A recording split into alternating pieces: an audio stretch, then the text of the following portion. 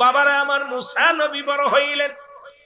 উনি যাইতেছিলেন, হঠাৎ করে দেখে ফিরআউনের দরবারে বাবুর্চি কারুন, কারুন মুসলমান কারুন হলো। ও মুসলমান শুনে নাও, আমার বাবারা আমার শোনো, উনি রাস্তা দিয়ে উনি ফিরআউনের ওই বাবুর্চি ছিল একটু তেরা মানুষ, এই জগতের মধ্যে খুব হ্যান্ডাম বাদাইতো, কারণ ফিরআউনের দপ্তরের কি ছিল, বাবুর্চি একটু দাম বেশি। আমাদের এমপির বডিগার্ডের দাম বেশি, মন্ত্রীর বডিগার্ডের দাম বেশি। আর ওদিকে মুসলমান, ও মুসলমান শুনে নাও, ওই আর এক গোত্রের নাম ছিল, ও যুবক আর একজন মানুষ ছিল মুসলমান শোনো, এই সামুরা নাম কি, ফিরআউনের বাবুর্চি হলো কারুন। আর মুসলমান তৎকালীন জামানায় ওই কুরাইশদের একজন ব্যক্তি, তার নাম ছিল সামুরা। সামুরা ছিল গরিব মানুষ, কাঠ কেটে জীবন যাপন করত। কারণ পথের মধ্যে জোর করে কাঠগুলো সিনায় নিয়ে যেতে চায়, কারণ গালাগালি শুরু করলেন, জোর করে নিয়ে যায়। সামুরাও কম না, সামুরা কাঠগুলো জোরে রাখলেন, আমি বিনা পারিশ্রমিকে তোমার দিব না, এত কষ্ট করে আনছি। এমন সময় মুসলমান মুসা নবীর সামনে হাজির হয়ে গেল।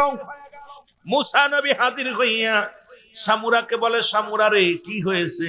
কয় দেখেন না হুজুর, এই যে আপনাদের কারণ, এই যে ফিরআউনের দরবারে বাবুর্চি, এই যে বাবুর্চি আইসা আমার জোর করে কাঠগুলো নিয়ে যায়, কোনো কথাই শোনে না। গায়ে যার বল বেশি, এখন এমপির বল বেশি, মন্ত্রীর বল বেশি, এদের দাপট খাটায় সামসারা। বড় বড় নেতাদের যত সামসা আছে, এই সামসা গুলো সমাজটারে বেশি নষ্ট করে, দলের ভাবমূর্তি নষ্ট করে এই সামসা গুলো। জোরে বলেন ঠিক কি না?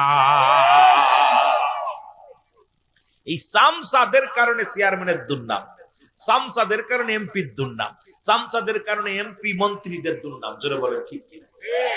এই যে দুর্নাম করতে শুনতেছেন তো কি অবস্থায় করতেছে। এই সামসা গুলো এখনো গদিতে যায়নি, তাই যে লিকসা শুরু করছে, মনে হচ্ছে আগামীতে যে আমাদের কি অবস্থা হবে। জোরে বলেন ঠিক কিনা? বন্ধুগণ আমার, সামুরাকে এবার কারণ রে বলে, কারণ সামুরা গরিব মানুষ, তুমি জোর করে খড়িগুলো লয়ে যাও।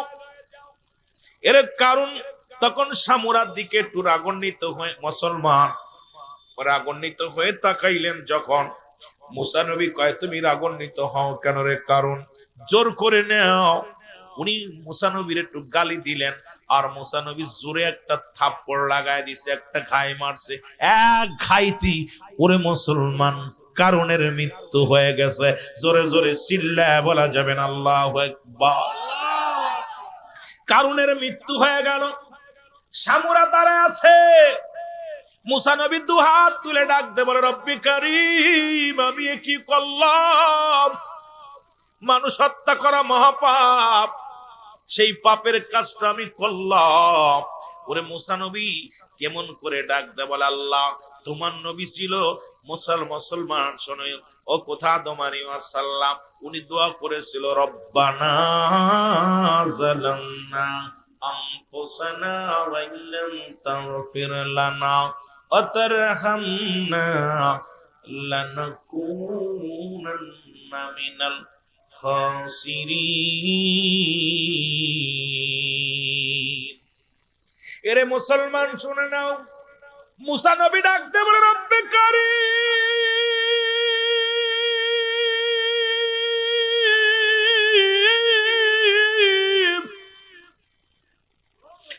আর তোমার হুকুম আমি অমান্য করলাম, আমি একটা মানুষ হত্যা করে ফেললাম রে। আরে মুসলমান, সামুরা কয়, হুজুর কি করলেন? আপনি মানুষ হত্যা করে ফেললেন। এদিকে লোকজন, রাজ দরবার থেকে লোকজন আনাগোনা করা শুরু করলো। মুসলমান মুসা নবী কয়, সামুরারে পালা, কারণ লোকজনে যদি দেখে ফেলে তোরও ফাঁসি হবে, আমারও ফাঁসি হবে। দুজনে পালায়া চলে গেল মুসলমান। এবার মুসা নবী বাড়িতে গেলেন, আর মুসলমান সামুরাও চলে গেলেন। আবার কিছুদিন যাইতে যাইতে হঠাৎ করে মুসলমান শুনে নাও, হঠাৎ করে, ও যুবক, ওই মুসলমান সামুরার সাথে বাজারে দেখে মুসলমান কীর্তি গোষ্ঠীর কিছু লোকজনের ঝামেলা। কীর্তিদের মধ্যে কীর্তিরা ছিল তৎকালীন জামানায় বড় বদমাইশ, এরা খুব খারাপ প্রকৃতির লোক ছিল। তাদের মধ্যে একটা ঝামেলা শুরু হলো। মুসা নবী ওই পথ দিয়ে যায়, দেখে সামুরার সঙ্গে কথা কাটাকাটি হয়। ডাকতে বলে, সামুরা রে, তুমি তো আসলেই বেয়াদব, তোমার সাথে কি মানুষের হট্টগোল লেগেই থাকে? মুসা নবী চোখটা গরম করে কয়, সামুরা রে, ও সামুরা, এখান থেকে বেগে যাও, নাই ভালো হবে না। সামুরা কয়, হুজুর, আপনি কি কারণের মতো আমাকেও হত্যা করবেন?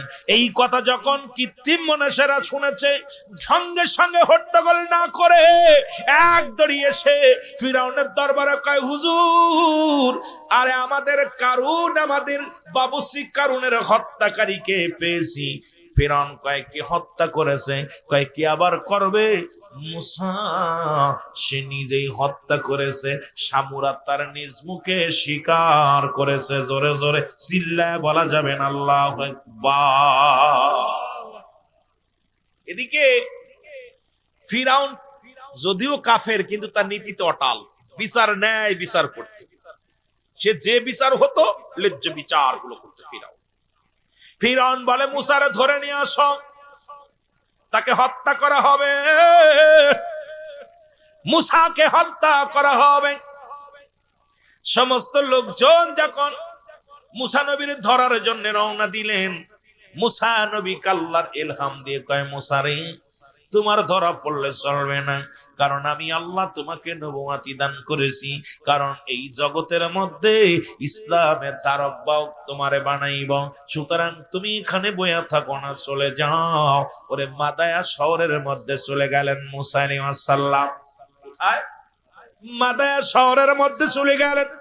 লম্বা আলোচনা, যেহেতু লম্বা করতে গেলেই আপনাদের লস হবে। ওলি আল্লাহদের প্রেমের মধ্যে ঢুকতে হবে শুধু বোঝানোর জন্য, রব্বুল আলামিনের এই সম্মান বোঝানোর জন্য কথাগুলো বলে যায়। চলে যাও। কোথায়? ওই মাদায়া শহরের মধ্যে চলে গেলেন। ওখানে যাইয়া মুসা নবী ক্ষুধার্ত অবস্থায় একটা গাছের নিচে বয়ে আছে। গাছের নিচে বইয়া বইয়া রব্বে কারিমের জিকির করে, সুবহানাল্লাহ, আলহামদুলিল্লাহ। আরো জোরে বলেন, সুবহানাল্লাহ, আলহামদুলিল্লাহ, সুবহানাল্লাহ, লা ইলাহা। ও গো আমার দয়াল আল্লাহ, দেখতে বড় মনে আশা, দেখা দিও কঠিন দিনে, এই আশায় বান্দিলাম বাসা। ও হে আমার দয়াল মাওলা, লা ইলাহা। জোরে জোরে, সুবহানাল্লাহ, আলহামদুলিল্লাহ, সুবহানাল্লাহ, লা ইলাহা ইল্লাল্লাহ। বলো না। এ দুনিয়ার মুসলমান শোনো, শোনো গো,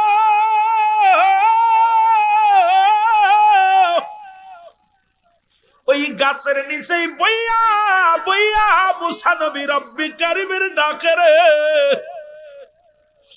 ও রব্বে কারিম, আমি কোথায় যাব, কোথায় কি করব, বলে দাও। এমন সময় দেখে রে, পাশের কূপ থেকে পানি উত্তোলন করে ওই মাদায়ার রাখালেরা তার গরু ছাগলরে খাওয়ায়। এর মধ্যে দুইটা কন্যা গাছের আড়ালে দাঁড়ায় রয়েছে অনেকগুলো বকরি নিয়ে। মুসা নবী যা জিজ্ঞাসা করে, বোন গো, তোমরা দাঁড়ায় আছো কেন? কয়, কে গো তুমি? ও যুবক, তুমি কে গো? বলে, আমি তো একজন পথিক। কয়, কেন তোমরা কিসের কেন দাঁড়ায় রয়েছ? বলে, এই মাদায়ের যুবকেরা ছেলেরা তার বকরিদের পানি উত্তোলন করে খাওয়ায়। আমরা মেয়ে মানুষ বিলে আমাদের আগে নিতে দেয় না। আমরা প্রতিদিন, আমার আব্বার কোনো ছেলে নাই, কারণ আমার আব্বা জানের একমাত্র আমরা দুজন কন্যা, এই বকরিগুলো একমাত্র আমার বাবার সম্বল। সারাদিন বকরিগুলো মাঠে মাঠে চড়ায়, আর বিকেল হলে পানি তুলে খাওয়ানোর জন্য আসি। কিন্তু এই পুরুষ মানুষের জন্য, পুরুষ রাখালের জন্য আমরা দুই বোনই সবার পাশে পানি নিয়ে খাওয়া। এরে ডাকতে বলে, এ মেয়েরা শোনো, তোমরা দাঁড়াও, তোমরা দাঁড়াও। এবার মুসা আলাইহিস সালাম দেখতে শুনে চামড়া কূপের কাছে যায়, সবাইকে সরিয়ে দিয়ে পানি উত্তোলন করলেন। পানি খাওয়ায়া ওই মেয়েদের বকরিগুলোর পানি পান করাইলেন। এবার মেয়েরা হাসতে হাসতে খুশি হইয়া ডাক দেবার, আল্লাহ এই যুবকের হায়াতের মধ্যে বরকত দান করো, এই যুবকের ওসিলায় আজকে সকাল সকাল বকরিগুলোরে পানি পান করায়া বাড়ি যেতে পারতেছি। এবার মেয়ে দুটি বাড়িতে চলে গেলেন। এবার মুসলমান শুনে নাও, শুনে নাও, এই মেয়ে দুটো ছিল হযরত শুআয়ব আলাইহিস সালামের কন্যা। জোরে জোরে চিল্লায়া বলা যাবে না মারহাবা। এই মেয়ে দুটো ছিল নবী কন্যা হযরত শুআয়ব আলাইহিস সালাম। ওই মাদায়া শহরের মধ্যে তার বাড়ি ছিল, ধন সম্পদের অভাব ছিল না, কিন্তু বুড়া বয়সে দুইটা মেয়ে হয়েছে, কোনো ছেলে ছিল না।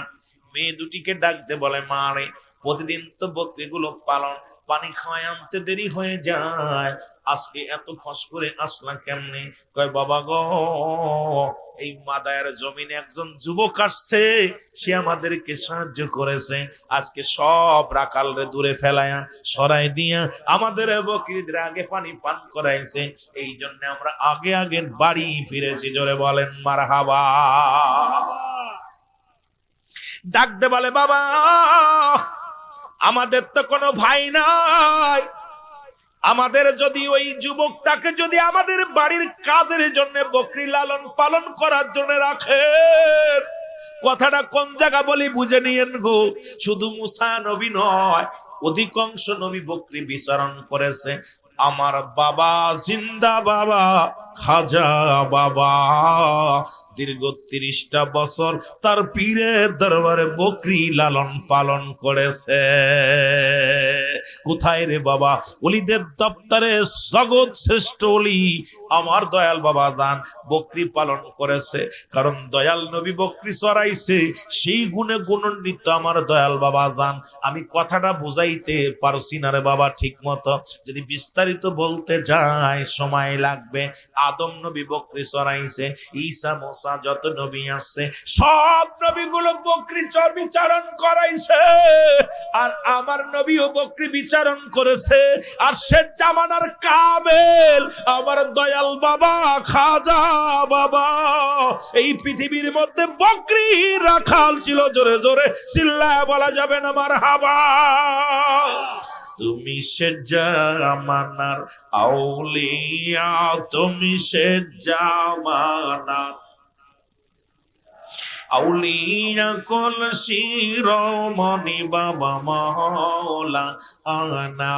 বলো আউলিয়া কল শিরোমণি বাবা মও, একটু সাউন্ড বাড়াও। এর যুগের শ্রেষ্ঠ আউলিয়া, তুমি যুগ শ্রেষ্ঠ আউলিয়া, কল শিরোমণি বাবা মওলা।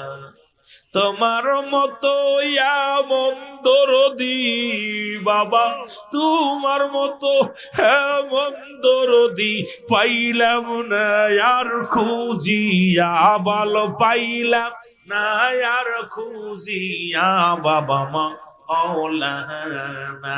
বলো যুগ শ্রেষ্ঠ আউলিয়া, তুমি যুগ শ্রেষ্ঠ। এ জাকের ভাইরা জোরে জোরে, ওরে যুগ শ্রেষ্ঠ আউলিয়া, তুমি যুগ শ্রেষ্ঠ আউলিয়া, কল শিরোমণি মাওলানা। তুমি আউলিয়া কল শিরোমণি মাওলানা। ওরে জাকেরানদের দরদি বাজান, জাকেরানদের দরদি বাবা, হয় না তোমার তুলনা বাজান, হয় না না বাবা না বলো যুগ শ্রেষ্ঠ আউলিয়া তুমি যুগ শ্রেষ্ঠ রে আউলিয়া কল শিরোমণি মাওলানা বলো আউলিয়া কল শিরোমণি মাওলানা। এ দুনিয়ার মুসলমান শুনে নাও, কারণ এমন পীরের মুরিদ হইলাম যিনি ভক্তি চড়াইল গো। বলতেছিলাম যে কথা, শুআয়ব আলাইহিস সালামের কন্যা দুটি ডাক দিয়ে বলে, বাবা আমাদের তো কোনো ভাই নাই, আর পুরুষটাও দেখতে শুনতে অনেক ভালো, গায়ে বল আছে গো বাবা, যদি এর রাখাল আমাদের রাখাল করে নেওয়া যায় তাহলে আমাদের তো বকরিগুলোর পানি পান করাতে আর কষ্ট হবে না। শুআয়ব আলাইহিস সালাম বলে, মা গো আগামীকাল তার সঙ্গে করে নিয়ে আসবা যদি পাও। পরের দিন দুই বোনই চলে গেলেন, যাইয়া শুনে মুসলমান শুনে নাও, শুআয়ব আলাইহিস সালামের কন্যা দুটি মুসা নবীর কাছে যা ডাকতে বলে, যুবক যুবক রে, আমার আব্বা জান তোমারে ডাকছে, যদি তুমি মনে না কিছু করো আমার বাবা তোমাকে তলব করছে, যেতে হবে, কারণ তুমি আমার বাবার কাছে যদি যাও তাহলে তুমি নিরাপদে থাকবা, শান্তিতে থাকবা, ভালো খাইতে পারবা। মুসা আলাইহিস সালাম চিন্তা করে, হারে এই মাদায়া শহরের মধ্যে আমার আপন বলতেও কেউ নাই, এখন আমি যাব কোথায়? খাওয়ার জায়গা নাই, ঘুমানোর জায়গা নাই, এখন আমিও ফেরোয়ারি, কি করা যাবে? মুসা আলাইহিস সালাম রওনা হয়ে গেলেন।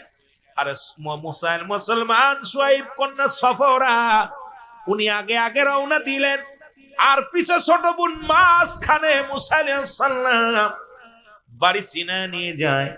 মুসা নবী ডাকতে বলে, বোনরে দাঁড়াও। কয় কেন? কয় আমি কোনো মেয়ের পিছে হাঁটতে পারবো না, তোমরা যেহেতু মেয়ে মানুষ, আমি আগে যাব, তোমরা পিছে আসো। সফরা কয়, ও যুবক তুমি তো আমাদের বাড়ি চিনবা না, কারণ আমার বাড়ি তো তুমি চেনো না, আমি তোমাকে চিনিয়ে নিয়ে যাই। সফরা বলার সঙ্গে সঙ্গে মুসা আলাইহিস সালাম ডাক দিয়ে কয়, ও বোন শোনো, তুমি কি করো, যদি আমি ভুল পথে যাই আমাকে ডান বাম বলে দিবা, কিন্তু আমি পুরুষ মানুষ, তোমার আগে থাকবো, কোনো মেয়ে আমার আগে থাকবে না। আমার বাবারা আমার গভীর মনোযোগ বোঝার অনেক কিছু আছে রে বাবা, এত কিছু ব্যাঙ্গে বলা যাবে না, কারণ আমরা তো এখন মহিলাদের পিছে দৌড়ানো শুরু করেছি, এই জন্য সর্বনাশ ডেকে আনছি। ধরে বলেন ঠিক কিনা?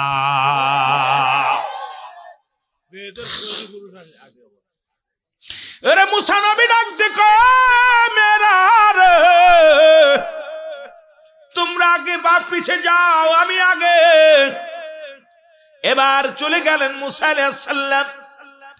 মুসলমান শুআয়ব আলাইহিস সালামের কাছে গেলেন, যা পর মুসা আলাইহিস সালামকে দেখে কৌশল বিনিময় করলেন। শুআয়ব আলাইহিস সালাম তখন বুড়া হয়ে গেছে, বয়স একদম শেষ। এবার শুআয়ব আলাইহিস সালাম যুবককে ডাকতে বলে, যুবক রে তোমার নাম কি? বলে, আমার নাম হলো মুসা, বাবার নাম ইমরান, বাড়ি আমার অমুক জায়গা। এই বিস্তারিত সব বর্ণনা করলেন। কি মুসলমান শুনে নাও, শুআয়ব আলাইহিস সালাম মেয়েদের কাছে যায় বলে, মেয়েরা রে, ওই যুবকরে যে রাখাল রাখবো, এর নাই গায়ে বল আছে, তারে পানি পান করাতে পারবে, বকরিগুলো লালন পালন করতে পারবে, কিন্তু চরিত্রের গ্যারান্টি দেবে কে? যে তুই বাড়ির মধ্যে দুইটা যুবতী মেয়ে আমার, এই মেয়েরে তোদের পাশে এই যুবতী মেয়ে থাকতে ঘরের মধ্যে আমি কেমনে মুসা আলাইহিস সালামকে রাখি? কয়, বাবা গো, আমাদের মন বলে এই মাদায়া শহরের মধ্যে যদি কোনো আদর্শবান, নীতিবান, চরিত্রবান যদি কোনো ছেলে থাকে, ওই যুবকই আছে গো বাবা। বলে, কেমনে তোমরা বুঝলাম? কয়, বাবা গো, যখন তাকে আগায় আনতে গেলাম আমাদেরকে বলল, মেয়েরা রে তোমরা পিছে যাও, কারণ আমি আগে যাব। ও মুসলমান, একটা মেয়ে যখন হাত ঢুলায় সামনে দিয়ে পুরুষের সামনে যায়, ওরে মুসলমান, ওই পুরুষের ভিতরে শয়তান বিরাজ করে। মেয়েটার মাথার দিকে নজর, ঘাড়ের দিকে নজর, বডির দিকে নজর। মাস্টার ইবলিস তাকে ছলনা দিয়া অন্যায় পথে নিয়ে যাবে। এই জন্য আব্বাজান আমাদের বিশ্বাস, এই যুবক একটা সরল মানুষ, এই যুবক একটা আল্লাহওয়ালা মানুষ, এর মধ্যে কোন সন্দেহ নাই। জোরে জোরে চিল্লায় বলা যাবে না মারহাবা। একটা মেয়ে তার যুবকের সতীত্বর গ্যারান্টি দিলেন, একা পায়াও কোনো বাজে নজরে তাকায় না। আমরা একা পাইলে আগে সর্বনাশ, তারপর অন্য কাজ। যেরকম ঠিক কিনা? এমনি কি অবস্থা! এত দূর দূরান্ত থেকে, পাহাড়ি অঞ্চল থেকে মুসা আলাইহিস সালামকে নিয়ে কিছুদিন থাকলো। থাকা পর মুসলমান শুআয়ব আলাইহিস সালাম বড় মেয়ে ডাকতে বলে, মা রে, আমি সিদ্ধান্ত নিছি এই যুবকের সঙ্গে তোমার বিবাহ দিব। সফরা কয়, আব্বা জান, আমার কোনো দ্বিধা দ্বন্দ্ব নাই, কোনো মতামত নাই। কারণ আমি জানি ওই যুবকটা সৎ চরিত্রবান এবং ও যে আল্লাহর নবী হবে আমি বুঝতে পেরেছি গো আমার আব্বা। কারণ এই তো দিন হয়ে গেল আমাদের বাড়ির রাখাল কোনদিন আমাদের মুখের দিকে তাকাই নাই, কখনো আমাদের পিছে হাঁটি নাই, কখনো আমাদের দিকে উকি ঝুঁকি মারে নাই রে বাবা। কারণ মুসা আলাইহিস সালাম এত বড় আদর্শবান ছিলেন, যতই বাড়ির ভিতরে থাকতো। আর আমরা হুজুরের এখন কোন বাড়ি গেলি উকি ঝুঁকি মারি, কোন দিক নারী আছে, কোন দিক মেয়ে আছে। ও যুবকেরা শুনে নাও, মুসা নবীর মেয়ে মুসলমান শুআয়বের কন্যা, শুআয়ব কন্যা সবরা ডাক দে, আব্বা জান, দীর্ঘদিন আমাদের বাড়ি ওই রাখাল, খোদার কসম দেখি নাই মুসারে আমাদের দিকে টুকি ঝুঁকি মারতে। ওই পাগলটা আসে, মাথা নমরি বকরিগুলো তার ঘরের মধ্যে রেখে সারা রাত দেখি মাওলার প্রেমে পাগল পারাপার হয়ে থাকে। জোরে জোরে চিল্লায় বলা যাবে না মারহাবা। শুআয়ব আলাইহিস সালাম ডাকলেন, মুসা আলাইহিস সালামকে ডাক দিলেন, ও বাবা শোনো, বাবা শোনো। গেলেন তার কাছে, বলে, বাবা তুমি আমার বাড়ির বকরিগুলো লালন পালন করো, তুমি যদি চাও স্থায়ী ভাবে আমার বাড়িতে থাকতে পারো, আমি তোমাকে রাখার ব্যবস্থা করব। হুজুর কেমনে? আমার মেয়ে সফরাকে তোমার সঙ্গে শাদী দিব। মুসা আলাইহিস সালাম চিন্তা করে, কোনো আত্মীয় স্বজনও নাই, কেউ তো নাই, আমারে দেখাশোনা করবে কে? আর নবী কন্যা, এই নবী কন্যা যদি বিয়ে করতে পারি গো, আমার জীবনটাও ধন্য হয়ে যাবে। ওরে মুসলমান, শুআয়ব আলাইহিস সালাম নিজের কন্যাকে বিবাহ দিলেন। আগেই বলছি অনেক লম্বা ইতিহাস রে বাবা, অত লম্বা দিকে যাব না, কারণ ঘন্টা পার হয়ে যায়। আরো আলোচনা রয়েছে ওলি আল্লাহদের সম্মান। এর শুআয়ব আলাইহিস সালামের কন্যা সফরাকে মুসা আলাইহিস সালাম বিয়ে করলো গো। নবী শুআয়ব আলাইহিস সালামের ইন্তেকাল হয়ে গেল। আল্লাহ রাব্বুল আলামিন মুসা আলাইহিস সালামকে নবুয়তি দান করলো। তৎকালীন জামানার ভিতরে নবী মুসাকে জগৎ বিখ্যাত একজন নবী বানায়া দিল। জোরে জোরে চিল্লায় বলা যাবে না মারহাবা। নবী প্রেম শোধাও পান কর সবে মনবে দনা যত না জুরায়। আপনারা বুঝবেন, আব্দুল বাবার মুরিদ তারা বুঝবে গান্ডার মধ্য। আমার পীর কেবলা জান বলতেন, আমি বলতেছি আমার মুখ দিয়া, যদি আমার পীরের শান জোরে বলেন না, নবী প্রেম শোধা পান কর সবে মনবে দনা যাত না জু তথ পাবে ধর লাভ হবে নবী পদবিনে ভাব সবই মিশে। মারহাবা বলেন। এ দুনিয়ার মুসলমান শুনে নাও, কোথায় রাখলাম? শাদী মুবারক হলো, নবুয়তি পাইলো, এখানে রেখে একটু তরিকাতের দিকে যায়। আবার যদি সময় পায় আস্তে আস্তে আসবো, কারণ ইতিহাস এখন মুসা নবীর জিন্দেগি নিয়ে আলোচনা করলে এরম 2-4 রাত কেটে যাবে, শুধু মুসা নবীর ইতিহাস গুলো বাইর হয়ে আসবে। এই ফিরাউনের মৃত্যু কিন্তু মুসা নবীর সঙ্গে মুসা আলাইহিস সালামের হাতে হয়েছিল গো। ও যুবক বন্ধুরা, শোনো শোনো, আজও যার লাশ খানা মিশরের জাদুঘরে রয়েছে, ও যুবক শোনো শোনো, কথাগুলো না বললে বুঝতে পারবে না। ফিরাউন তার দলবল নিয়ে মাদায়ের দুঃখে উত্রওনা হয়ে গেল মুসা নবীকে হত্যা করার জন্য। মুসা নবী আমার বাবারা, আমার বন্ধুরা, আমার নীল দরিয়ার কাছে যে দাঁড়ায়া গেলেন, সঙ্গে সঙ্গে হাতের লাঠিখানা রব্বুল আলামিন তাকে মুজিজার হাত লাঠি দান করেছিল। এই লাঠিখানা যখন পানির মধ্যে ফেলে দিছে, সঙ্গে সঙ্গে রাস্তা হয়ে গেছে। আল্লাহর ওলিদের জায়নামাজ যেমন নৌকা হয়ে গেছিল, আল্লাহর ও নবীদের লাঠিখানা কিছু সময় সাপ হয়, কিছু সময় নদীর রাস্তা হয়। কারণ পাতা পাড়ে, গাছের পাতা পাড়ে, যেটা দিয়া ফেলে দিলে মুসা নবী যখন ফেলে দিত সাপ হয়ে যাইত, আবার যখন পানির মধ্যে ফেলতো রাস্তা হয়ে যেত। যেমন মুসলমান ও আমার বাবারা আমার, এই দুনিয়ার মধ্যে আল্লাহ ওলিরা মুসলমান, শুনে নাও, কোন আল্লাহর ওলি ঘোড়া মুসলমান সুয়ার হয়েছে, বাগের সুয়ার বানাইছে। কোন আল্লাহর ওলি জায়নামাজকে মুসলমান নৌকা বানাইছে। কোন আল্লাহর ওলি দুনিয়ার মধ্যে বাতাসকে যানবাহন বানিয়েছে। বাতাসকে বলছে আমাকে নিয়ে যাও, এই জমিন থেকে অন্য জমিনে নিয়ে গেছে। এই ক্ষমতা দান করেছে আমার আল্লাহ। জোরে জোরে চিল্লা বলা যাবে না মারহাবা।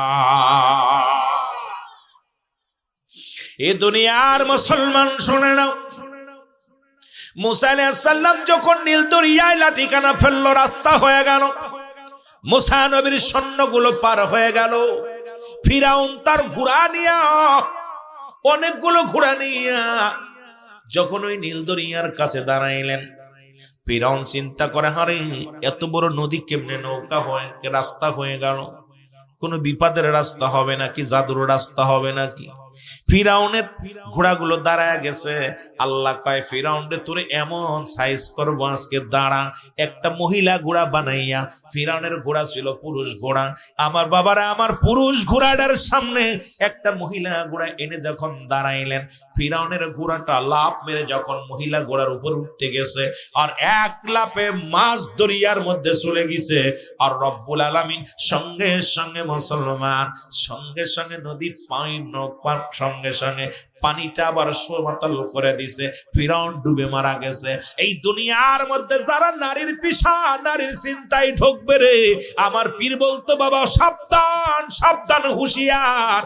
ওই দাঁতমানিক থেকে হুঁশিয়ার, কারণ এরা তোমাদের আজকে পৃথিবীর মধ্যে যে জাতি ওই মহিলার পাশে চড়ছে, তার পড়ালেখা শেষ, ক্লাস 6-7 যে থেকে লেখাপড়া করে, যখনই প্রেমনগর বিশ্ববিদ্যালয় ভর্তি হয়েছে, ছেলের পড়ালেখা শেষ, মেয়ের পড়ালেখা শেষ। আজকে আমার যুব সমাজ শেষ শুধু নারীর কারণে, জোরে বলেন ঠিক কিনা? আর বাংলাদেশের 12টাও বাজছে শুধু নারীর কারণে, জোরে বলেন ঠিক কিনা?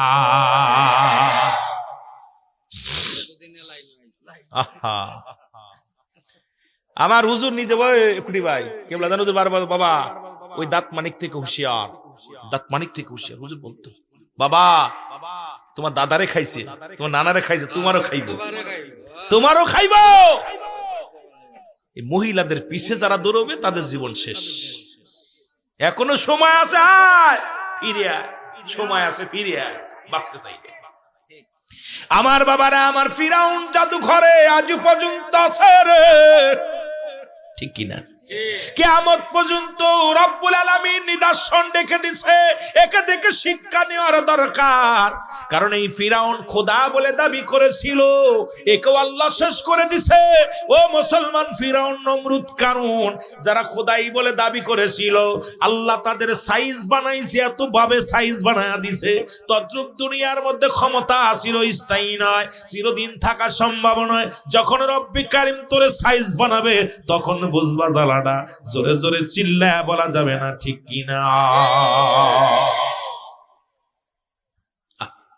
কোন দিক যাবো ওয়াজ বুঝে করবেই না। এতদিকে তরিকাতের কথা।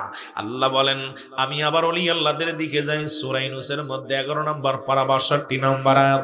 আল্লাহ বলে আলা সাবধান ইন্না নিশ্চয় আলা ইন্না উল্লাহি আল্লাহর তরফ থেকে যারা ওলি হয় লা নাই খাউফুন সাবধানত ভয় ওয়ালা যদি অবস্থান করে হুমাদের উপরে জানুন তাদের কোনো চিন্তা নাই ভাবনা নাই। আলা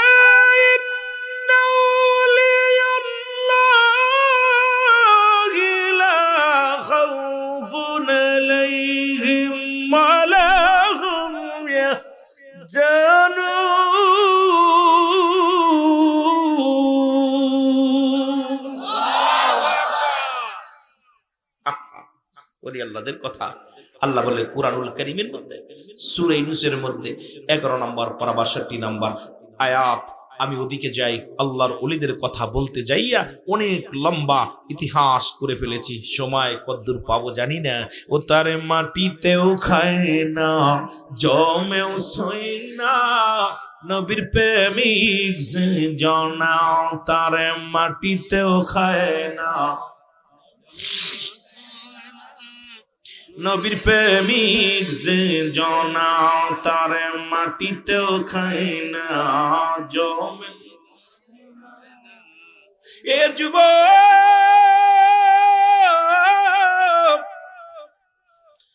আমার পীর কেবলা জানের বাবার নাম হলো আলিমউদ্দিন খাজা মাওলানা আলিমউদ্দিন মুজাদ্দিদি সাহেব। আমার পীরের নাম হলো খাজা ইউনূস আলী মুজাদ্দিদি সাহেব। জোরে বলা যাবে না মারহাবা। আর আমার পীরের নাম হলো খাজা হাশমতুল্লাহ মুজাদ্দিদি সাহেব। জোরে জোরে চিল্লায়া বলা যাবে না মারহাবা। আমার পীর কেবলা জান বলে বাবা আমার ছোট্ট কালে আমার মা মারা যান। পীর কেবলা জানের মা মারা যান। কথাগুলো খুব গভীর মনোযোগ দিয়া শুনবেন। হুজুর বলে আমার মা দুনিয়া থেকে বিদায় হয়ে যায় রে, আমার বাবা আবার শাদী মুবারক করেন। এই দুনিয়ার মধ্যে কে বা না চায় একটু ভালো থাকতে, কে বা না চায় একটু ভালো খাইতে। একদিন আমাদের বাড়িতে আমার পীর কেবলা জান আসলেন। এই সোজাই ভাই ওলি আল্লাহর কথা হচ্ছে, খুব মনোযোগ। এখানে দুইটা জিনিস পাওয়া যাবে, একটা রহমত একটা গজব। আহা তরিকাতের কোয়াস এই জন্য আমি অনেক সময় করি না। তরিকাতের পাগলগুলো যখন পাই তখন আলোচনাগুলো করি, কারণ রাডারে না মিললে আলোচনা করা ঠিক না। আমি গুনাহগার, হাফ ফ্যান পরা অবস্থা আমার পীরের কাছে। আমার পীরের সম্মান বিশ্বজাকের মঞ্জিলে যে এখন বর্তমান যারা আছে অতীত বর্তমান দিয়ে আমি গুনাহগার যত জানি, আমার মন বলে এত আলোচনা কেউ জানে না। কারণ আমি ক্লাস 1 থেকে একদম ছোট 1 এসে ভর্তি হয়েছি, হাফ প্যান্ট পরা অবস্থা। এই দরবারে ঘোরাঘুরি করছি, হুজুরের কদমে থাকছি। আমি সেই রুল আমিন তারা দেখছেন বিদায় দেয়া খাজা হুজুর 18 ফাল্গুন দিনে গজল গাইছি। সেই পিচ্চি রুল আমিন কালো পিচ্চি একটু একটা মানুষ ছিল। আমার চাচা আবুল হাসেম যশোরী সাহেব আমার কোলে করে ধরছে আর আমি গজল গাইছি। আমার কোলে করে উঁচু উঠতে পারিনি, আমার উঁচু এরম ধরছে কোলে করে, কোলের ভিতরে এভাবে ধরছে আর আমি গজল গাইছি। সেই রুল আমিন আমি, আমার ইতিহাস। এই জন্য আমি যখন ওই মুরব্বী পাইগুলো, যখন আমার কেবলা জান হুজুরের কিছু আদরের দুলাল পাই, তখন কিছু কথা বলি, না হয় রেখে দিই। কারণ উলুবনে মুক্তাসরায় লাভ নাই, কথা বুঝেননি? উলুবনে মুক্তাসরায়। আর পীর মুরিদির আলোচনা একটা ইবাদত, মারহাবা বলেন না? পীর মুরিদির একটা আলোচনা এটা ইবাদত। দেউলিয়া হয়ে 12 বছর ইবাদত করবি, 1 সেকেন্ড আপন পীরের দরবারে দায়রায় বসতে পারে বৈশা ইবাদত ধায়নে থাকবি। ওই 12 বছর দেউলিয়া হয়ে ইবাদত করে যা অর্জন করেছো, এক পলকে তার বেশি উদ্যোগ জগতে চলে গেছে। জোরে বলেন সুবহানাল্লাহ। এই জন্য পীর মুরিদি কঠিন ব্যাপার, এই জগৎটাতে এত সহজ না।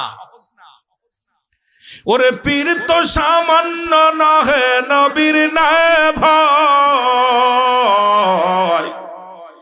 পাপীদেরকে তরাইতে ভবেতে উদায় তোরা চল, সকলে চল পীরের কদমে তোরা চল। একটু মহব্বতে বলেন তোরা চল, সকলে চল। আমার দয়াল বাবা ডাকিতেছে মধুর বচনে, আমার খাজা বাবা তোরা চল সকলে চল বাবার কদমে, তোরা চল সকলে চল। কত পাপী উদ্ধার পেল বাবার ওসিলাতে, হায় হায় কত পাপী উদ্ধার পেল বাবার ওসিলাতে, তোরা চল সকলে চল বাবার কদমে, তোরা চল। আমার দয়াল বাবা ডাকিতেছেন মধুর বচনে, আমার খাজা বাবা ডাকিতেছে মধুর বচনে, তোরা চল সকলে চল বাবার কদমে, তোরা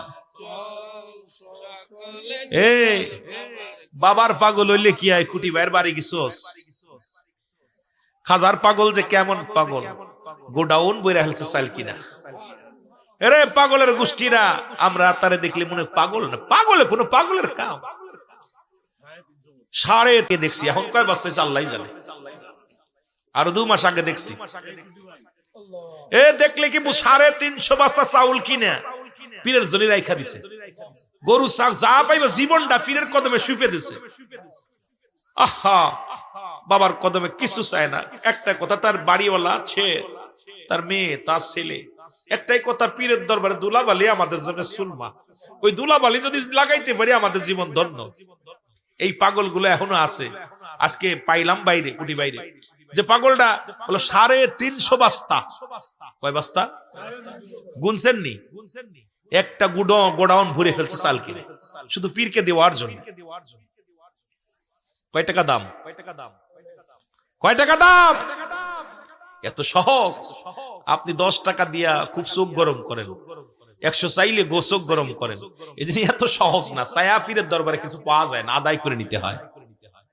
ওরে পীর তো সামান্য নহে, নবীর নায়ে ভয়, বলো পীর তো নবীর নায়ে ভয়, পাপীদেরকে তরাইতে ভবেতে উদায়, তোরা চল সকলে চল বাবার কদমে, তোরা সকলে চল বাবার কদমে। আমার পীর বলেন, আমার পীর কেবলা আমাদের বাড়িতে আসলেন। বাড়িতে এসে আমার ভাইদের সঙ্গে আলাপ করলেন, আমার আব্বাজানকে ডাকলেন। আমিও স্কুল থেকে আসলাম, দেখি রে ঘরের মধ্যে কেন যেন একটা নূরের মানুষ বসে আছে। আমিও ঘরের মধ্যে গেলাম, আমার পীর কেবলা যেন আমার দিকে তাকাইলেন, আমিও তাকাইলাম। তাকানোর পর চোখি চোখি চোখ পড়লো, আমি কেন যেন পাগল হয়ে গেলাম। দয়ালের পাগলে এমন পাগল হইলাম, আমার মাথায় হাত বুয়ে বললেন, বাবা আপনি আমার সাথে কি যাবেন? আমি জবান দিয়ে বললাম, হুজুর যাব। এরপরে আমার বাবারে ডাকলেন, আমার আব্বাজান আসলেন, আলিমউদ্দিন সাহেব আসলেন। আমার আব্বাজানকে ডাক দিয়ে বললেন, আপনার ছেলেটা আমাকে দিয়ে দেন। আমার হুজুর বললেন, আমাকে দিয়ে দেন। আমার বাবা জান বললেন, ও যদি যেতে চাই নিয়ে যান। আমাকে আবার হুজুর বললেন, বাবা যাবেন আমার সাথে? বলে হুজুর যাব। আমিও রওনা দিলাম, হুজুরের সঙ্গে রওনা দিলাম। দরবার শরীফে আসলাম। স্বপ্ন ছিল ভালো খাবো, কারণ আব্বাজান দুনিয়ার মধ্যে নাই। আব্বাজান দুনিয়া থেকে বিদায় হয়ে গেছে, কে আমারে আদর করবে, কে আমারে ভালোবাসবে। বড় আশা নিয়ে পীরের দরবারে আসলাম, দয়াল দরদি বান্ধবের দরবারে আসলাম। আসার পর প্রথম দিন গেল, দ্বিতীয় দিন আমাকে ডাক দে বলে, বাবা হাসপাতাল দিকে আসো। এই যে বকরিগুলো আছে, এগুলো তুমি মাঠে বিচরণ করবা, এগুলো লালন পালন করবা, ঘাস খাওয়াইবা। সারাদিন তোমার দায়িত্ব হলো বকরিগুলো পালন করা। আমি বড় কষ্ট চিন্তা করলাম, আহারে আমি কিসের জন্য আসলাম একটু সুখে শান্তিতে থাকবো, আসলাম আমি একটু পীরের দরবার ভালো মন্দ খাবো। কিন্তু আমার পীর দিল আমার কিছু বকরি ধরাইয়া রে, সারাদিন পরে বকরি গুলো আমি খাওয়াই। বলে হুজুর বলেন, বাবা পেট না ভরলে আসবা না। এই বকরি গুলো পেটটা ভরে খানা খাওয়া আসরের নামাজ আমি মাঠ থেকে এই মাঠেই আদায় করি, এরপরে ফিরে আসি। মাগরিবের সময় অল্প একটু বাদ থাকে, বকরিগুলো যখন আমি ওই খড়ের মধ্যে দিই, যখন ওই গোয়াল ঘরের মধ্যে ঢুকায়া দিই, আমার পীর খানা দেয়, সবাই রে পেটে ভরে খাবার দেয়। আমার মনে পড়ে না আমার পীর কোনোদিন আমাকে 2 চামচ খাবার দিছে। আমাকে সামান্য খাবার দেয়, 1 চামচ খাবার দেয়, যা খেয়ে পেট ভরে না। আমার রাত্রে ঘুম আসে না, কারণ পেটে ক্ষুধা থাকে, ঘুম আসে না। চিন্তা করি এভাবে কেটে গেল 1টা 2টা বছর। এই কি মুসলমান, শুনে নাও, দীর্ঘ 30টা বছর আমি এই একই খাতার মধ্যে, একই কাপড়ের মধ্যে রে, এই সালার বিছনার মধ্যে রে আমি কাটাইয়া দিলাম। হুজুর বলে, বাবা আমি এত কষ্ট করে কাটাইলাম, খড় নাড়া দিয়া বিছনা বানাইয়া এই একই চাদরের মধ্যে 30টা বছর কাটাইলাম। আমি মাঝে মাঝে ঘুমাইতাম না, রাত ভরে কাঁদতাম যে আমি মারা যাব, কোথায় আসলাম। একদিন রাত্রে আমার পীর মাথায় হাত বুলাইয়া দেবে, বাসমতুল্লাহ, তোমার আমি খাওয়ার জন্য আসি না, আনি নাই। এমন একটা দিন আসবে যেদিন গোটা বিশ্বের বুকে জাকিরানদের মুখে খাবার তুলে দিতে হবে। জোরে বলেন মারহাবা। গাউসুল আজম ফরিদপুরি, গাউসুল আজম ফরিদপুরি, জাকেরের কান্ডারি, জীবন ভরে ফেলছ বাবা চোখেরই পানি। বল, জীবন ভরে ফেলছ গো বাবা, নিজে না খাইয়া খানা মোদের খাওয়াইছো। সোনার জীবন ও দয়াল মুর্শিদ কঙ্কাল বানাইছ। আরে আমরা তোমার অধম মুরিদ বাবা, আমরা তোমার পাপী মুরিদ, শুধুই কামতেছি জীবন ভরে ফেলছ বাজার চোখেরই পানি। বলেন, জীবন ভরে চোখেরই পানি। গাউসুল আজম ফরিদপুরি, গাউসুল আজম জাকেরের কান্ডারি, জীবন ভরে ফেলছ গো বাজার চোখেরই পানি। বলেন, জীবন ভরে ফেলছ বাবা। এই সিলেট অঞ্চলের শ্রীমঙ্গলের আশেকের চোখের পানি,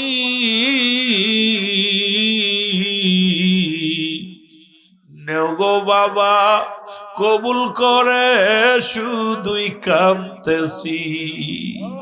নেও গো খাজা কবুল করে, শুধুই কাঁদতেছি।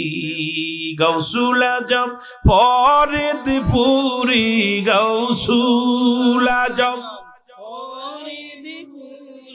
জাকেরের কান্ডারি,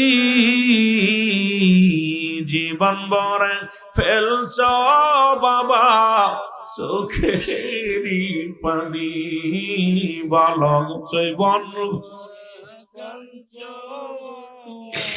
এ দুনিয়ার জাকের ভাড়া রে,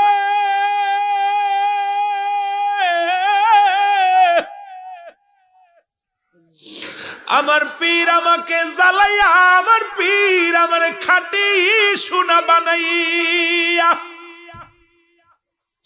তার শক্তি দিয়া রে, এই তাজাল্লি দিয়া আমারে পাঠায়া দিলেন ফরিদপুরের জমিনে।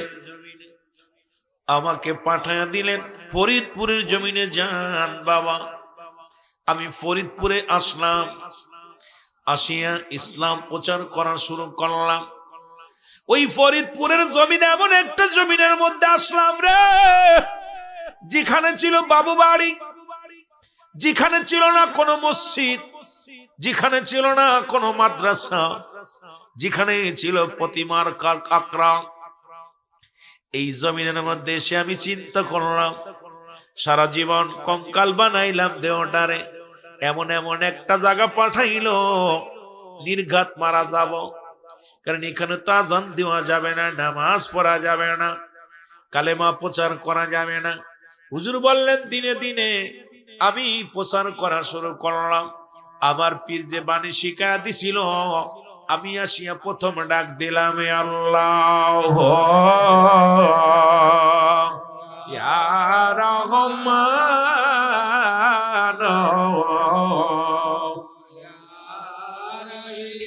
আরো জোরে বলেন আল্লাহ ইয়া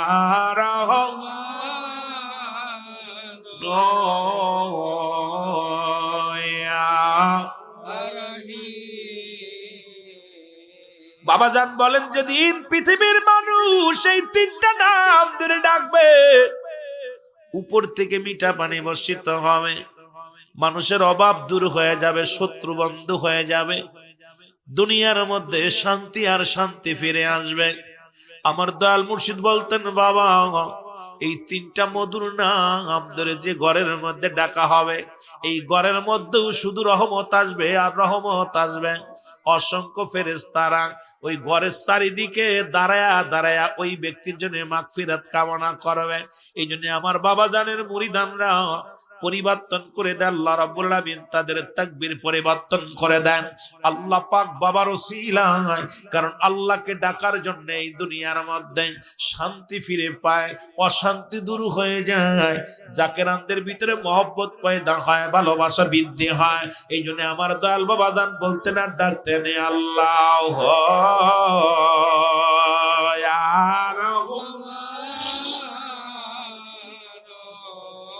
জোরে ডাকে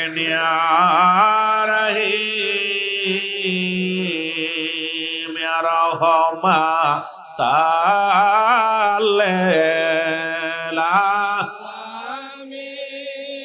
হায় হায় ইয়ার তালেল ডাকো তো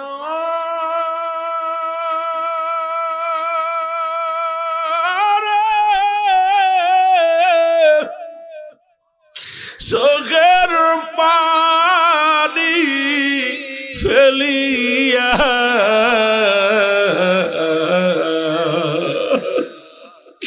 রেটা কথা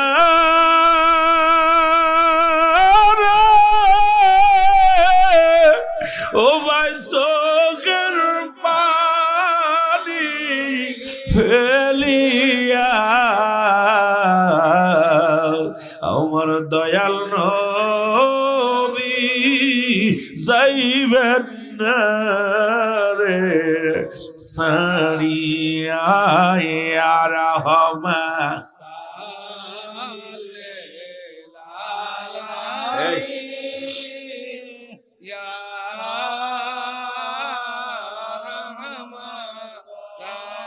বাবারা একটু মোহব্বতে ডাকেন না নবীজিকে, ইয়া রহমান তাআলা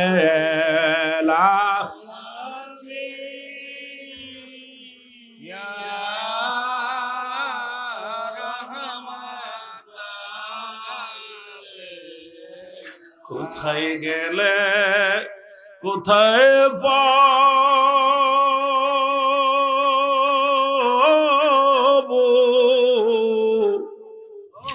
ও বান্ধব তোমার, আরে কোথায় গেলে কোথায় পাবো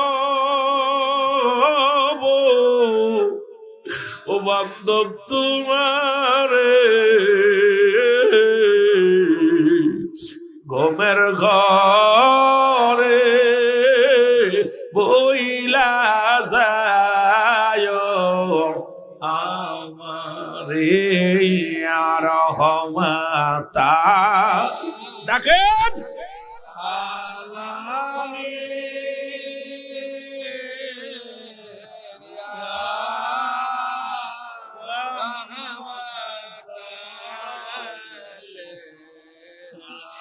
পীর বংশ দেওয়ানা, জঙ্গলাই ঠিকানা, ঘুরিয়া বেড়াও কেন তার খোঁজনা, ঘুরিয়া বেড়াও কেন তার খোঁজনা, এর নবীর বংশ দেওয়ানা,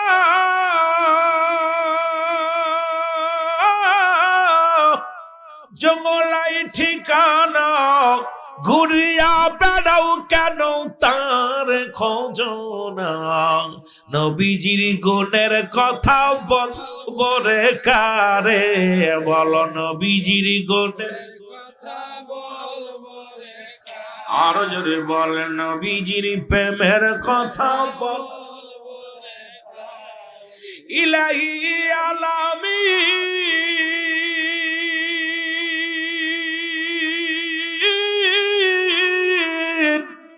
উম্মতের জাবির, তরাবে দয়াল নবী তোমায় বিপদে, নবীজির গুণের কথা বলবো রে কারে, আরো জোরে বলে নবীজির শানের কথা বলবো রে কারে। এ বন্ধুগণ আমার, এই তিন নাম ধরে ডাকা শুরু করলাম। আমার বাবারা,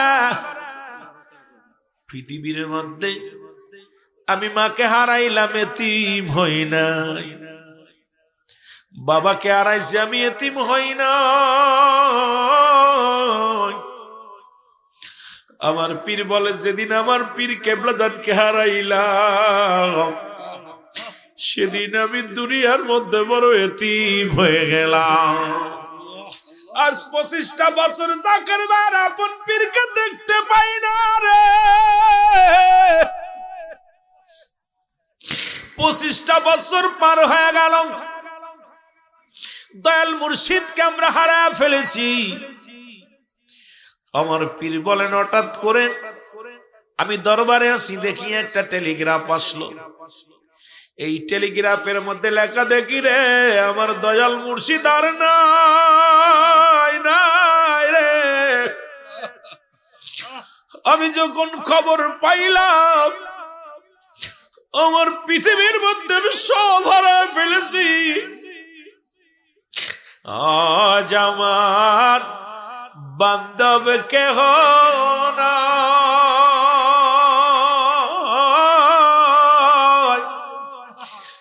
দয়াল মুর্শিদ বিহনে বলে না আমার বান্ধব নাই রে, দয়াল মুর্শিদ বিহনে এই ডুবু ডুবু তরি তুফানে ডুইবা মরি, এই ডুবু ডুবু তরি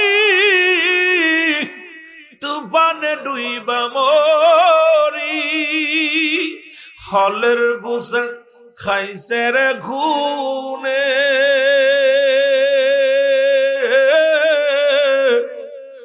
দয়াল মুর্শিদ বিহনে বলে না আমার বান্ধব এ জোরে নাই রে, দয়াল মুর্শিদ বিহনে বলে না আমার বান্ধব নাই রে, দয়াল মুর্শিদ কোথায় আমার দয়াল, কান্দে রে তোর কাঙ্গাল, কোথায় আমার দয়াল চাঁদ, কান্দে রে তোর কাঙ্গাল, দেখা দিও ঘোর নিদানে,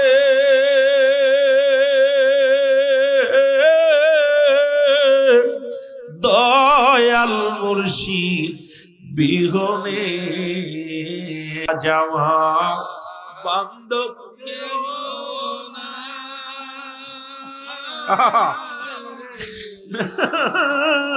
রে দয়াল বাবা আজ আমার বান্ধব কেহ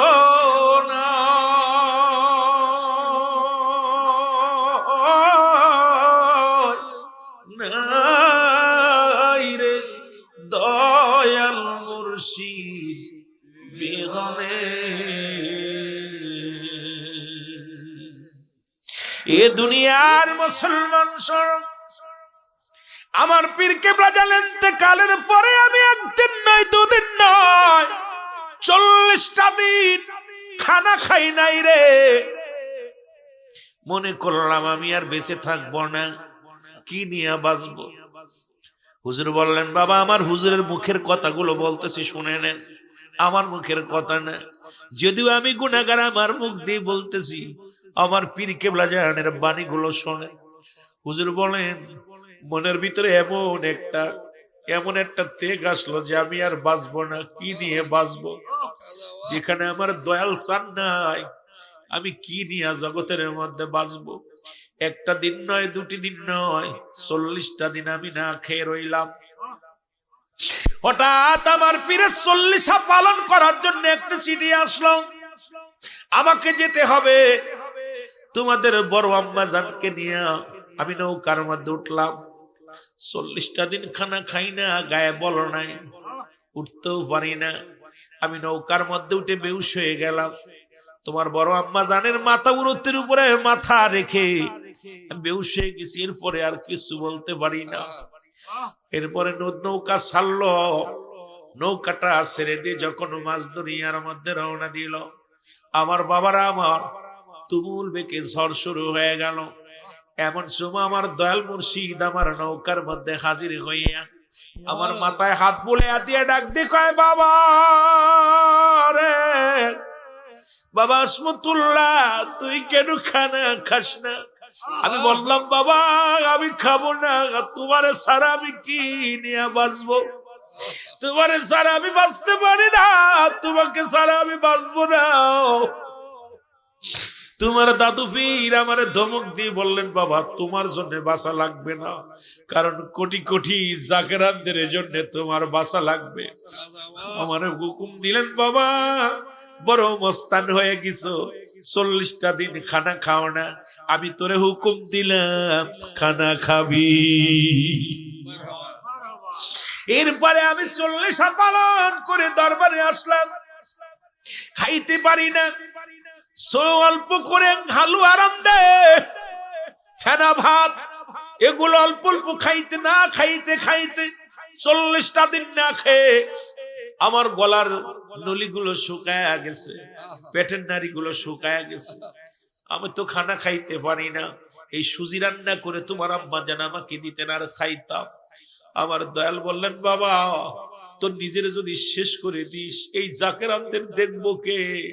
আমি তো তোর হাতে দিয়ে আসলাম, তোর কাছে রেখে আসলাম, আর তুই যদি নিজের শেষ করে দিস আর তোর মুরিদানরা কোথায় যাবে, কোথায় যায় নালিশ দিবে।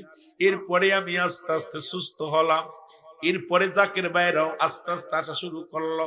কিন্তু দরবার শরীফে মানুষ মানত দেয়, সব মানুষগুলো কেউ দুধ দেয়, কেউ কলা দেয়, কেউ চাউল দেয়, কেউ ডাউল দেয়। এটা দেখি রাখারা মানুষগুলো সহ্য করতে পারলো না, সবাই আমার পরে বিদ্রোহী ঘোষণা করে দিল। সবাই আসলেন। একদিন হঠাৎ করে কয়েকজন আলেম ওলামা আসলেন, আসিয়া বলে হুজুর আপনি কোন ফতুয়ায় এগুলো খান? এই যে ধান চাল গরু ছাগল যা দেয় এগুলো কেমনে খান? হুজুর বললেন বাবা কি বলতে চান আপনারা? কয় বাবা আপনার সঙ্গে আমরা বসতে চাই হুজুর, আপনি যদি আমাদের ফতুয়ার যদি মাসলা যদি উত্তর দিতে পারেন তাহলে আপনি আমাদের এই মহল্লায় থাকবেন, না হয় এখান থেকে চিরতরে বিদায় নেওয়া লাগবে। হুজুর বললেন বাবা কবে বসবেন? বলল আমি আগামী শুক্রবারে। আপনারা বললেন আগামী কালকেই বসি। হুজুর বললেন না বাবা আর 2টা দিন আমার সময় দেন, 2টা দিন পরে বসেন। এরপরে 2 দিন পরে বসলেন। মুসলমান শুনে নাও, ওই না ফরিদপুরের বড় বড় মাদ্রাসার মুয়াদ্দিস, মাদ্রাসার প্রিন্সিপাল, মাদ্রাসার মাস্টার গুলো কাফেলা করে আসলো আট্টশির হুজুরের সঙ্গে বায়াজ হবে। বায়াজে যদি পরাজয় হয় আট্টশির হুজুর এই এলাকা থেকে নাকে করতে চলে যাবে। আর যদি আমরা পরাজয় হই হুজুরের জন্য চিরস্থায়ী এই জমিনের মধ্যে হুজুর থাকবে। কাফ মুসলমান হাজার হাজার মানুষ আসলেন বায়াজ দেখার জন্য। কেবলাজান হুজুর ওদিন ঢাকা থেকে কিছু জাকের ভাইয়েরা গেছে মুসলমান যা হুজুর তাদের কাছে নালিশ নিয়ে সকালবেলা খাওয়া দাওয়া করার পর নালিশ নিয়ে হুজুর ছেড়েছে। এদিকে মিটিং 10টায়, হাজার হাজার মানুষ বসে আছে। হুজুর আস্তে আস্তে করে আসলেন, আসিয়া বলে বাবা আপনি ওই যাইছেন, হুজুর আইছে বায়াত শুরু হয়ে যাবে। কিতাব নিয়ে বড় বড় কিতাব নিয়ে বসে আছে, আলেম ওলামা বসে আছে। হুজুর বললেন আপনারা তো বায়াতের জন্য বসেছেন। বলে জি হুজুর, আপনি দেরি করে ফেলেছেন, ভয়ে বুঝে দেরি করে ফেলেছেন, আমাদের প্রশ্নের উত্তর দেওয়া লাগবে। হুজুর বলে ঠিক আছে বাবা, উত্তর হবে, তবে এখানে বিচারক থাকবে কে? একজন তো আমাদের বিচারকের প্রয়োজন, একজন তো সভাপতির প্রয়োজন। এবার উন্ডা বলে হুজুর উনি হলো অমুক মাদ্রাসার প্রিন্সিপাল, উনি হলো অমুক মাদ্রাসার মুয়াদ্দিস, উনি হলো অমুক মাদ্রাসার হেড মুয়াদ্দিস, আমরা কারে সভাপতি বানাবো? হুজুর যেহেতু আপনি একা, আপনার তরফ থেকে একজনের নাম ঘোষণা করেন যিনি আজকের এই বায়াত অনুষ্ঠানের সভাপতিত্ব আসন গ্রহণ করবে।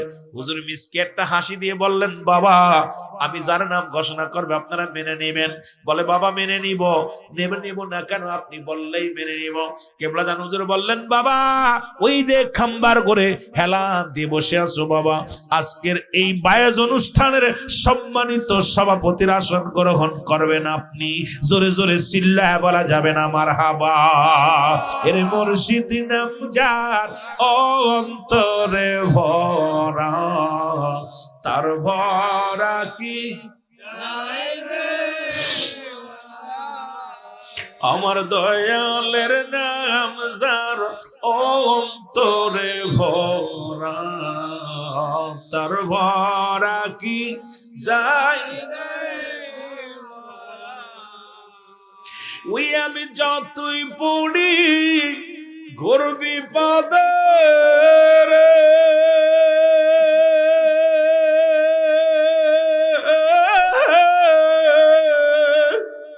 আমার দয়াল মুর্শিদ সামনে খাড়া, মুর্শিদ নাম যার অন্তরে ভরা, তার ভরা কি যায় রে মারা।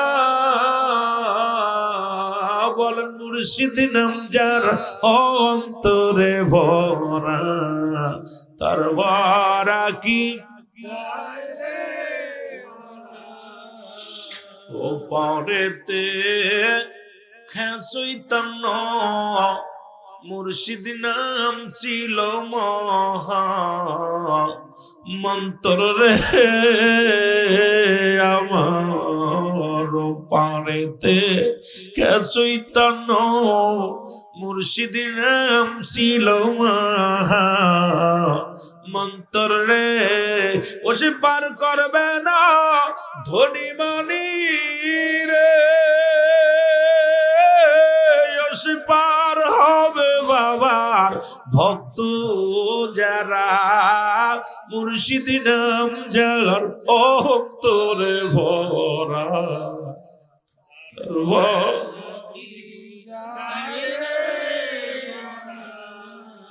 আরো জোরে বল মুর্শিদ নাম যার অন্তরে ভরা, তার ভরা কি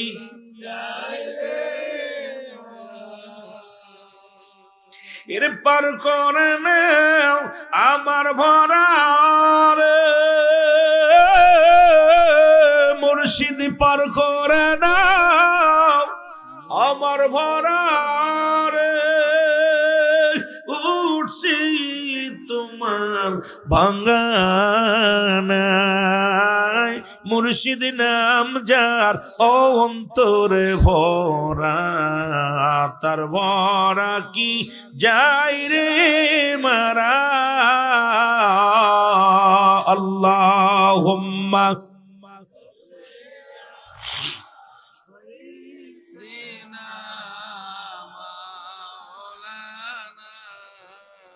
ওয়ালা আলি সাইয়্যিদিনা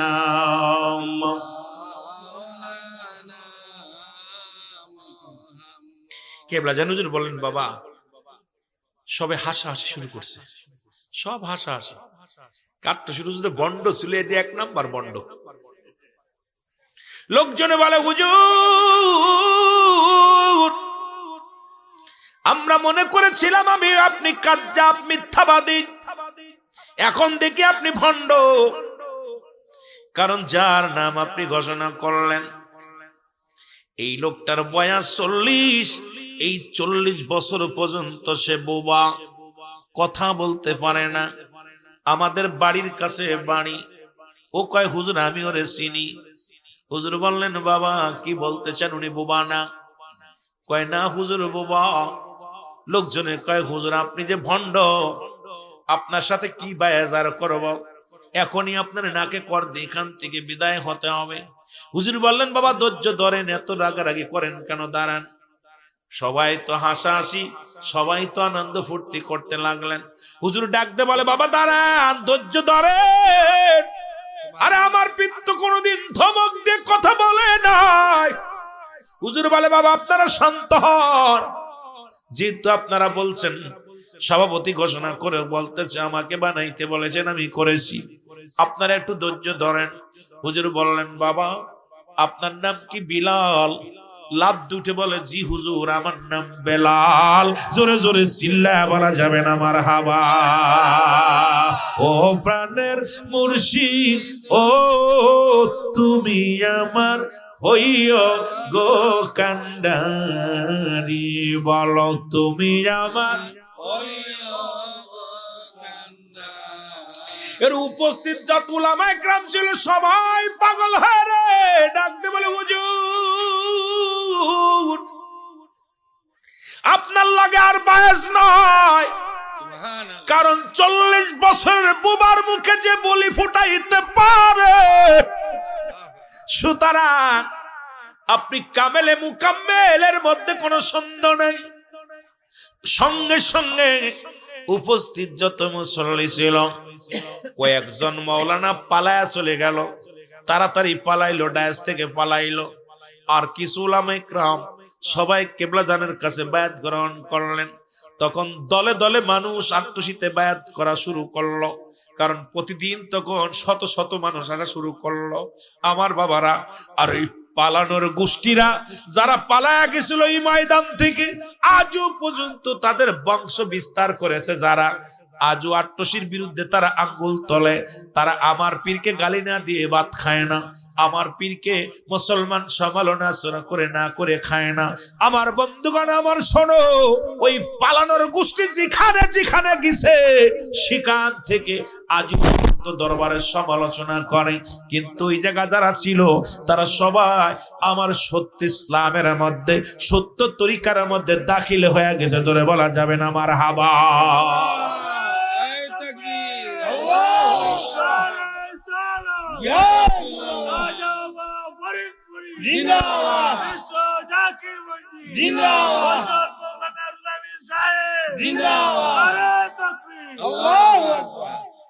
ঠিক একই অবস্থা। একটা কথা বলি, আমাদের দরবারে কাল্লু ছিল, কাল্লু দেখছেন নি?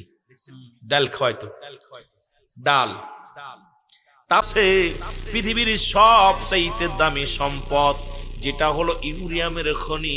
আমার দয়াল মুর্শিদ বলে গেছে বাবা, এই মক্কা মদিনা যেমন রব্বুল আলামিন রহমতে ভরপুর করে দিছে, বাংলার জমিনটাও রব্বুল আলামিন ভরপুর করে দিছে।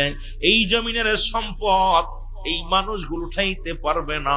যেদিন এই পৃথিবীর মধ্যে আল্লাহ প্রিয় রাসূল প্রেমিক এই দুনিয়ার মধ্যে ফকির লোক যখন সমাজের মধ্যে রাজত্বে বসবে, যেদিন মানুষগুলো দুনিয়ার লোভ লালসা থাকবে না, সেদিন এই দুনিয়ার সম্পদ গুলো ওই আল্লাহর ওলিদের হাতের ইশারায় উঠবে। জোরে জোরে চিল্লায় বলা যাবে না মারহাবা। সুতরাং বাংলার জমিনের মানুষ আমরা গরিব নয়, আমরা শুধু চোরের খনি পাইছি মনে করি না। এই দেশের মধ্যে আছে কয়লার খনি, এই দেশের মধ্যে আছে বালুর খনি, পৃথিবীর সবচেয়ে দামি দামি উপাদান হলো ইউরেনিয়ামের খনি, যাও বাংলার জমিনে আছে। সুতরাং কেবলাজান হুজুর বলতেন, বাবা এটা পৃথিবীর কোন বৈজ্ঞানিক, পৃথিবীর কোন অস্ত্র দিয়া, পৃথিবীর কোন যন্ত্র দিয়া এই সম্পদগুলো উত্তোলন করা যাবে না। এমন একটা দিন আসবে যেদিন সোনার বাংলা সোনার মানুষের হাতে যাবে, যেদিন সোনার বাংলার মানুষগুলো, যেদিন এই দুনিয়ার মানুষগুলো দ্বিধাদ্বন্দ্ব ভুলে রব্বে কারিমের পাগল হবে, যেদিন দ্বিধাদ্বন্দ্ব ভুলে মদিনাওয়ালার পাগল হবে, যেদিন দুনিয়ার লোভ লালসা বাদ দিয়া ওই মদিনাওয়ালার প্রেমের তসবিহ জপবে, সেদিন রব্বে কারিম এই সম্পদগুলো ওই দুনিয়ার মধ্যে এই ভালো মানুষকে রব্বে কারিমে দান করবে। জোরে জোরে চিল্লায় বলা যাবে না মারহাবা। ও তারে মাটিতেও খায় না, জমেও সয় না, নবীর প্রেমিক যে জনা, তারে মাটিতেও খায় না, নবীর প্রেমিক যে জনা। এ দুনিয়ার মুসলমান, একটা উদাহরণ দিয়েছি আমি নবীদের বিষয় নিয়ে। মারহাবা বলেন, আর একটু জোরে বলেন মারহাবা। মুসা আলাইহিস সালাম ছোট্ট জীবনে একটা কথা বলে আমি ওলিদের বিষয়ে চলে আসবো বুঝানোর জন্য, যেহেতু আমার সাবজেক্ট, আমার কেবলাজান হুজুরের কয়েকটা বিষয় নিয়ে আমি জানাইয়া দিয়ে যাব। সিলেটের মানুষগুলো জীবনে আমার পীর কেবলা সিলেটের জমিনে আসেন নাই, জীবনে আমার পীর কেবলা জান এই জমিনের মধ্যে আসেন নাই, এই বরুণার জমিনে আমার বাবা জান আসেন নাই। কিন্তু এই মানুষগুলো কেন পাগল হলো, এই কেন পাগল হলো যদি আমরা বুঝতে পারি রে বাবা, এই বোঝার জন্যে আমার পীরের এই সম্মান জানার দরকার। জোরে জোরে চিল্লায় বলা যাবে না, ঠিক কিনা? আমি আস্তে আস্তে আলোচনার মধ্যে যাব। ও যুবক বন্ধুরা, দিলের কান্ডা লাগা শোনো, তরিকাতের ভাইরা শোনো, আপনারা এত কষ্ট করে বিশ্ব জাকের মঞ্জিলে যান, এত কষ্ট করে গেলাম, কি পাইলাম, সেখানে কি আছে, কি নিয়ামত নিয়ে দয়াল বাবা বসে আছে, আমাদের জানার দরকার। এই জমিনটা বড় ধন্য জমিন, এই জমিনের মধ্যে শাহজালাল, এই জমিনের মধ্যে শাহপরান, এই জমিনের মধ্যে ফুলতলি পীর সাহেব কেবলা, এই জমিনের মধ্যে 360 জন আউলিয়া, যাদের পদধূলিতে সিলেট জমিন ধন্য, যাদের পদধূলিতে ও মুসলমান শ্রীমঙ্গলের জমিন ধন্য, যাদের পদধূলিতে মৌলভীবাজার ধন্য। ও যুবক, কারণ এই সিলেট বিভাগটা হলো ওলি আল্লাহর পদধূলিতে ধন্য। জোরে জোরে বলেন ঠিক কিনা? কষ্ট হচ্ছে? এর মুসা আলাইহিস সালাম বয়া বয়া খেলা করে রে। আমি বুঝানোর জন্য কথাটা একটু বলে যাই, বাবারা শোনো। মুসা নবী খেলা করে, ছোট্ট মানুষ, ফিরাউন রাজ দরবার থেকে এসে দেখে রে মুসাকে দেখতে অনেক সুন্দর, চেহারা সুরত অনেক ভালো, খেলা করে। মুসা নবীকে ধরে যখন একটা সুমার মায়ের দোয়া কবুল হয়ে গিয়েছে, সঙ্গে সঙ্গে হাতটা নিয়া ওরে মুসলমান গুটি গুটি পায়ে যাইয়া মুসা নবী আগুনের মধ্যে হাত দিয়া রে একখানে আগুনের আঙ্গার গালের মধ্যে দিয়া খাওয়া শুরু করেছে। দৌড়ই যাইয়া আসিয়া ডাক দেখায়, স্বামী রে, ও স্বামী, আপনি দেখছেন নি? ও আমার প্রাণের প্রিয় স্বামী, দেখছেন নি? আমি বলেছিলাম বালক বুঝতে পারে নাই, এই কারণে আপনাকে মারছে। আসিয়া কয়, ফিরাউন কয়, না রে বিবি, না, মারির ধারণ তো ভালো না। ও যদি না বুঝাই মারবে, এত জোরে মারছে, 5টা আঙ্গুলের ছাপ লেগে আছে। ও যুবক বন্ধুরা শুনে নাও, এর মুসলমান আসিয়া কয় স্বামীরে দৌড়াই যাইয়া ফিরাউনের হাত থেকে আফগান মুসা নবীকে কোলে নিয়ে আঙ্গুল হাত থেকে আগুন কানা ফেলে দিলেন। তত সময় মুসা নবীর জিহ্বা মুসলমান পুড়ে গেল, হাত কিছুটা পড়ে গেল। মুসা নবী নবুয়াতের পরে মুসলমান তুতলা কথা বলতেন, এই জন্য মুসা নবী দোয়া করেছিলেন, রব্বি কারীম আমার তুতলা ছেড়ে দাও, না হয় আমার ভাই বড় ভাই হারুনকে তুমি নবুয়াতি দাও। একসঙ্গে দুজন নবী হয়েছিল, দুইজন যুবক পৃথিবীর মধ্যে একসাথে দুইজন নবী পৃথিবীর মধ্যে আগমন করেছিল। হলো একজন হলো বড় ভাই হযরত হারুন আলাইহিস সালাম, আর ছোট ভাই হলো হযরত মূসা আলাইহিস সালাম। পৃথিবীর মধ্যে আর দুইজন একসাথে নবী হন নাই, কারণ এই দুনিয়ার মধ্যে রব্বে কারীম হারুন আলাইহিস সালামকে নবুয়াতি দান করেছিল, এই কারণে যাতে মূসা নবীর তুতলা যদি সেরে যায় ওই অতীত ভুলে যাবে, কারণ মানুষের হাতে ইতিহাস লেখা থাকবে মূসা নবী আগুন খেয়েছিল, আগুন ধরেছিল, এই ইতিহাস যেন চিরদিন বিরাল হয়ে থাকে। এই জন্য রব্বে কারীম তার দোয়া কবুল করে আপন ভাইকে নবুয়াতি দান করেছিল। জোরে জোরে বলেন না মারহাবা। এরে মুসলমান শোনো, রব্বুল আলামিন ঠিক একই রকম মুসলমান শোনো 360 জন আউলিয়া নিয়ে শাহজালাল ইয়ামানি যখন আসলো কোথায়, সিলেটের জমিনে গোবিন্দ ঘোষণা করে দিল এই জমিনের মধ্যে কোন দাড়িওয়ালা টুপিওয়ালা ঢুকতে পারবে না। এর মুসলমান নৌপথ বন্ধ, বিমান পথ বন্ধ, সব জাহাজ বন্ধ করে দিলেন। এ সিলেটের বাবারা শোন, যে তোলি আল্লাহর জীবনী আমাকে দিয়েছে, আমার বিশ্বলির জীবনী আমি বলবো, আগে তোমাদের বাড়ির পীর সাহেবের নামটা বলে যায়। বাবারে জগৎ বিখ্যাত যিনি অলি, ও আমার বাবারা আমার শুনে নাও, শাহজালাল ইয়ামানি 360 জন আউলিয়া নিয়া সুরমা নদীর কিনারায় আসলেন।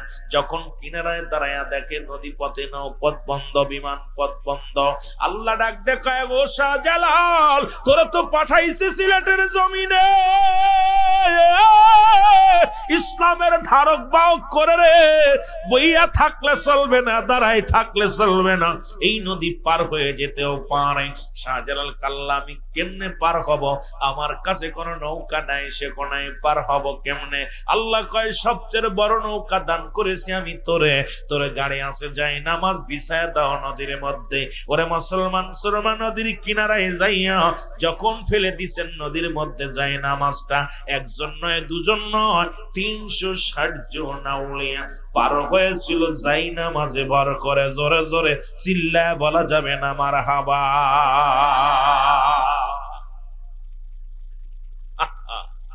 পারবানি এখন মৌলবীরা কত কথা কয়, মাঝে মাঝে হাস আসে। শাহজালাল ইয়ামানি যে কেমনে ইসলাম প্রচার করলো, এই যে গরুর গোশতে বিরিয়ানি রানছে, এর একটা হাকিকত আছে। দাঁড়াও আমার বন্ধুগণ, আমার গভীর মনোযোগ,